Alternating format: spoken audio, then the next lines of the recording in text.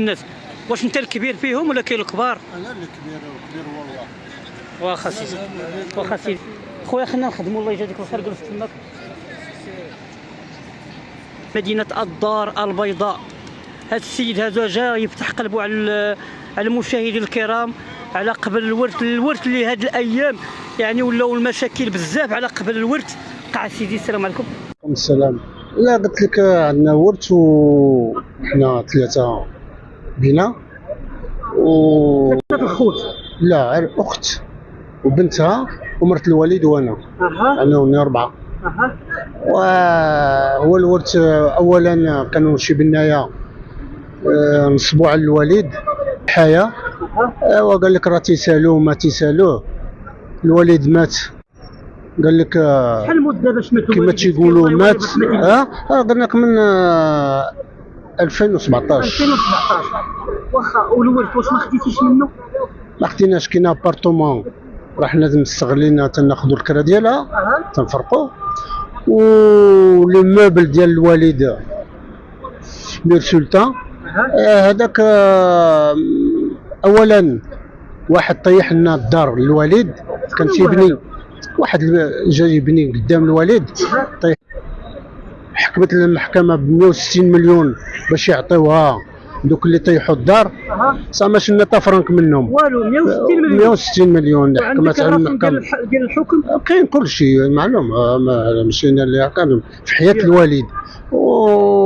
والمحامي تيدي فينا وجيب راني تنقلبوا على المعلميه تنقلبوا على هذا ما كاين نقلب. شحال ديال المده نتوما شادين المحامي؟ وراه من تحت الدار راه 2017 قبل من 2017 يعني 2015 بحال هكا. المحامي داز في التلفازه وداز كلشي جا داز في التلفازه.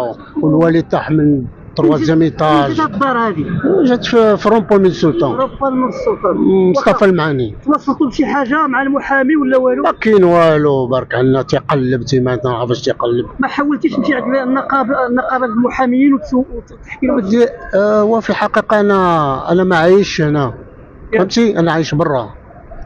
الاخت عايشه برا. والمحامين تيديروا اللي بغاو. والبنايات هما شي مكاره.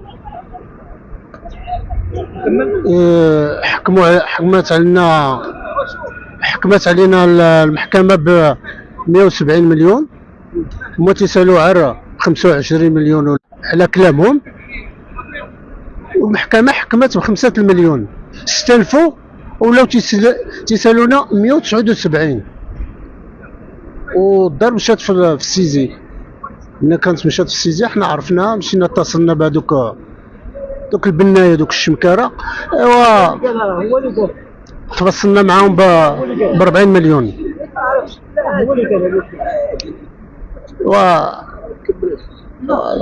قطعتينا كمل. قلت لك اودي دوك البنايه المحكمه حكمت لنا.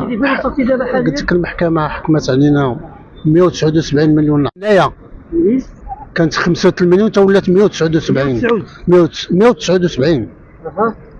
وحنا ما كناش وما داروا اللي بغاو. ايوا كانت غادا تمشي في السيزي الدار. الساعه ملي حنا رجينا ولقينا القضيه هي في هذا الشيء تفاصلنا مع دوك النصابه عطيناهم 40 مليون.